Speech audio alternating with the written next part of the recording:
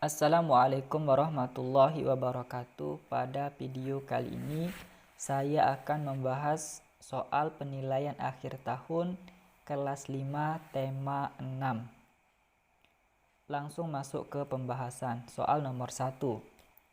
Hak seorang siswa di sekolah adalah: A. Ikut bertanggung jawab atas kebersihan, keamanan, ketertiban sekolah.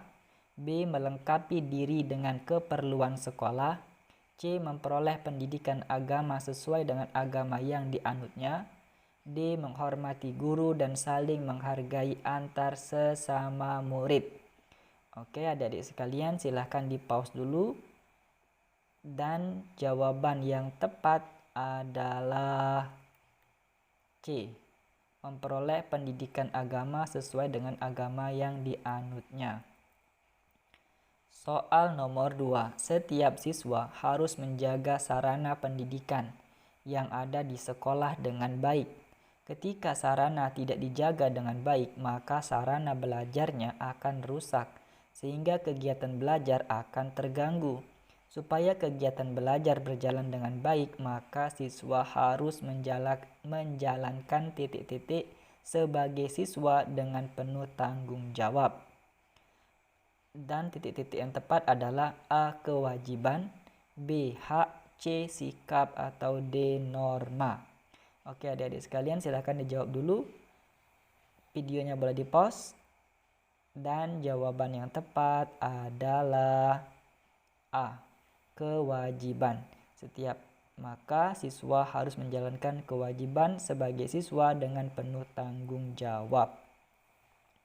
Soal nomor 3. Keadaan untuk menerima akibat dari perbuatan, baik yang dilakukan sendiri maupun yang dilakukan bersama dengan orang lain disebut: A. Tanggung jawab, B. Kewajiban, C. Hak, atau D. Norma. Oke, silakan dijawab adik-adik. Oke, dan jawaban yang betul adalah A. Tanggung jawab. Soal nomor 4. Tanggung jawab setiap warga negara adalah: A. Menjaga persatuan dan kesatuan bangsa dengan menghindari sikap dan perilaku yang diskriminatif. B. Memiliki kedudukan yang sama di mata hukum. C. Mempunyai kebebasan memeluk dan menjalankan agama mereka. Atau D. Menyuarakan pendapat mereka. Dan jawaban yang tepat adalah A. Menjaga persatuan dan kesatuan bangsa dengan menghindari sikap dan perilaku yang diskriminatif. Teks bacaan untuk soal nomor 5 dan 6. Sumber energi panas. Benda yang dapat menghasilkan energi panas disebut sumber energi panas. Sumber energi panas dapat kita jumpai di alam. Salah satunya adalah matahari. Matahari merupakan sumber energi panas terbesar. Semua makhluk hidup memerlukan energi panas matahari. Energi panas matahari membantu proses pembuatan makanan pada tumbuhan yang disebut sebagai proses fotosintesis. Makanan yang dihasilkan dari hasil proses fotosintesis menjadi sumber energi bagi makhluk hidup lainnya, termasuk manusia. Energi panas matahari dapat menerangi bumi, sehingga udara bumi menjadi hangat. Dalam kehidupan sehari-hari, energi panas matahari dimanfaatkan dalam berbagai kegiatan manusia. Misalnya, panas matahari digunakan untuk mengeringkan padi setelah panen, mengeringkan garam, mengeringkan ikan asin, bahkan untuk mengeringkan pakaian yang basah.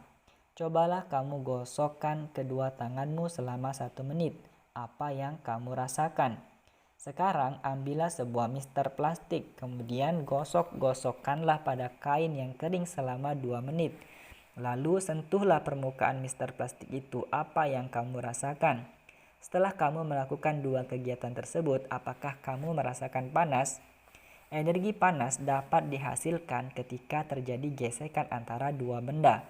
Pada kegiatan di atas, gesekan antara kedua telapak tanganmu dan gesekan antara mister dan kain dapat menimbulkan energi panas. Selain matahari dan gesekan antara 2 benda, energi panas juga dapat diperoleh dari api. Pada zaman dahulu, orang mendapatkan api dengan cara menggosokkan dua buah batu yang kering sampai keluar percikan api. Selain itu, nenek moyang kita dahulu menggunakan kayu kering lalu digosok-gosokkan dengan tanah yang kering sampai keluar api. Ternyata gesekan dua benda antara dua batu kering dan gesekan antara dua kayu kering dapat menghasilkan energi panas berupa api. Saat ini api mudah dihasilkan dari korek api dan kompor. Diambil dari Aprila, buku standar elektronik IPA kelas 4 dengan penyesuaian. Soal nomor 5. Macam-macam sumber energi panas adalah A. Matahari, B. Gesekan dua benda, C. Api, atau D. A, B, dan C benar. Dan jawaban yang benar adalah D. A, B, dan C semuanya benar. Soal nomor 6. Pokok pikiran pada paragraf kedua adalah A. Sumber energi panas, B. Macam-macam energi, C. Manfaat energi panas matahari, atau D. Energi panas matahari. Dan jawaban yang tepat adalah C. Manfaat energi panas matahari. Teks bacaan untuk soal nomor 7 sampai soal nomor 9. Perbedaan suhu dan panas. Indera peraba seperti telapak tangan tidak dapat menentukan secara tepat derajat panas dan dingin suatu benda. Tangan hanya dapat memperkirakan panas dan dingin suatu benda. Tangan tidak dapat menjelaskan berapa nilai derajat panas atau dinginnya suatu benda. Pernahkah kamu pergi berkemah ke daerah pegunungan? Ketika malam hari saat kamu berkemah di daerah pegunungan, kamu akan merasakan bahwa cuaca di sekitarmu terasa dingin, sehingga kamu memerlukan jaket tebal untuk menghangatkan tubuhmu. Lain halnya dengan penduduk yang tinggal di dataran tinggi seperti daerah pegunungan, mereka tidak terlalu merasakan hawa dingin karena mereka sudah terbiasa dengan hawa dingin di pegunungan. Hal tersebut membuktikan bahwa indera peraba tidak dapat digunakan untuk mengukur derajat panas suatu benda, karena setiap orang memiliki perbedaan dalam merasakan suhu di sekitarnya. Nah, dalam ilmu pengetahuan alam, untuk menyatakan tingkat panas dinginnya suatu keadaan digunakan suatu besaran yang disebut dengan suhu atau temperatur. Panas atau kalor dan suhu adalah dua hal yang berbeda. Energi panas merupakan salah satu energi yang dapat diterima dan dilepaskan oleh suatu benda. Ketika sebatang logam dipanaskan dengan api, batang logam tersebut mendapatkan energi panas dari api. Energi panas membuat batang logam tersebut menjadi panas. Ketika batang logam tersebut panas, suhunya meningkat. Ketika logam menjadi dingin, suhunya menurun. Suhu adalah besaran yang menyatakan derajat panas suatu benda. Suhu suatu benda menunjukkan tingkat energi panas benda tersebut. Satuan suhu yang digunakan di Indonesia adalah derajat Celcius. Alat untuk mengukur suhu disebut termometer. Satuan panas dinyatakan dalam kalori dan diukur dengan kalorimeter. Soal nomor 7. Kata kunci pada paragraf kedua adalah A. Kalor, B. Alam, C. Suhu, atau D. Panas. Dan jawaban yang tepat adalah C. Suhu. Soal nomor 8. Pokok pikiran pada paragraf ketiga adalah A. Perbedaan panas dan suhu, B. Panas dan suhu, C. Persamaan panas dan suhu, atau D. Hubungan panas dan suhu.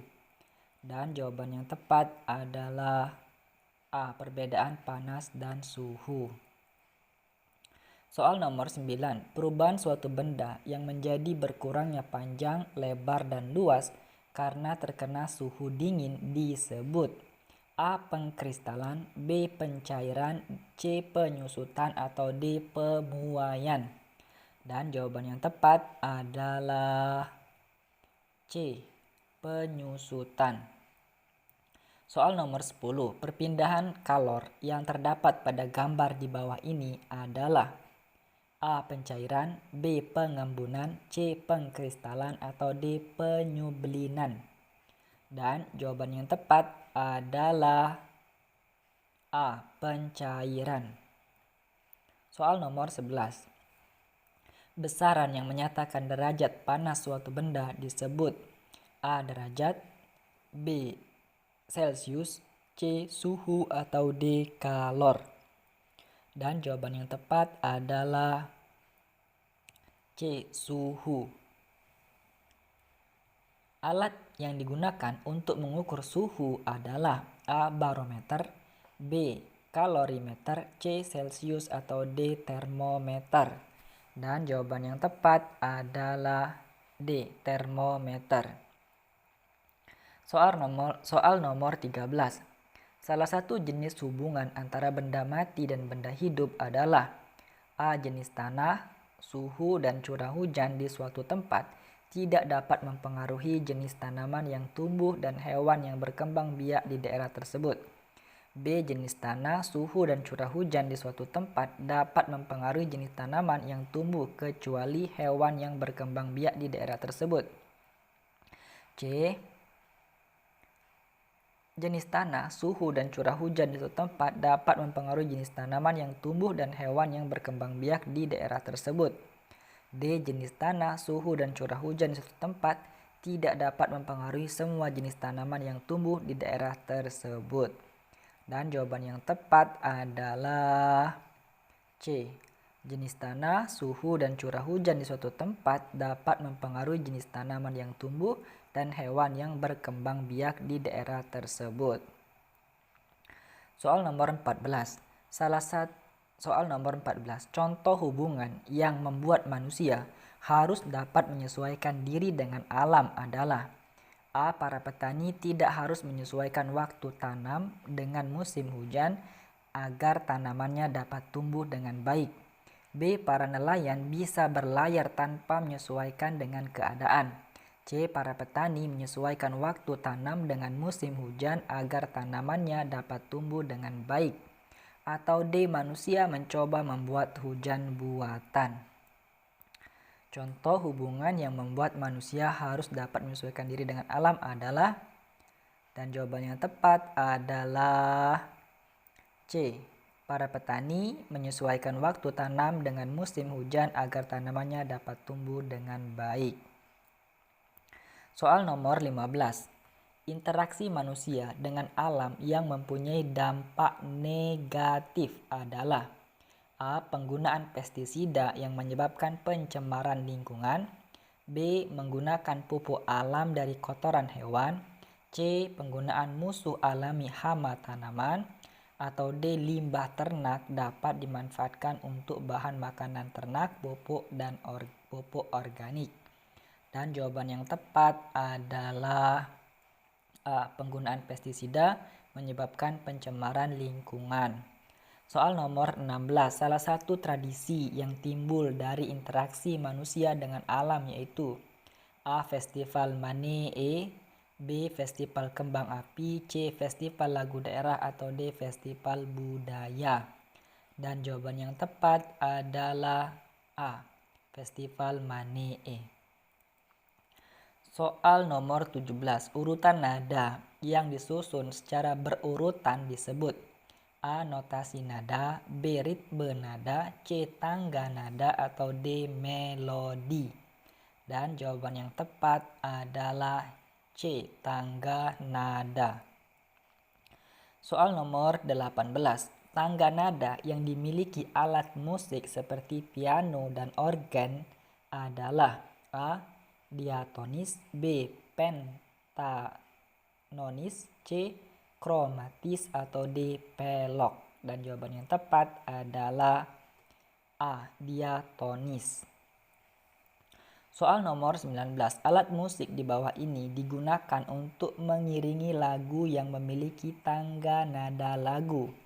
A. Diatonis, B. Pentatonis, C. Kromatis, atau D. Melodik. Dan jawaban yang tepat adalah B. Pentatonis. Terakhir soal nomor 20. Tangga nada yang digunakan dalam menyanyikan lagu yang berjudul Cing Cangkeling adalah tangga nada pentatonis yang berjenis A. Melodik, B. Ritmis, C. Slendro, atau D. Pelok. Dan jawaban yang tepat adalah C. Slendro. Demikian. Terima kasih atas perhatiannya. Jangan lupa subscribe, like, dan komen. Assalamualaikum warahmatullahi wabarakatuh.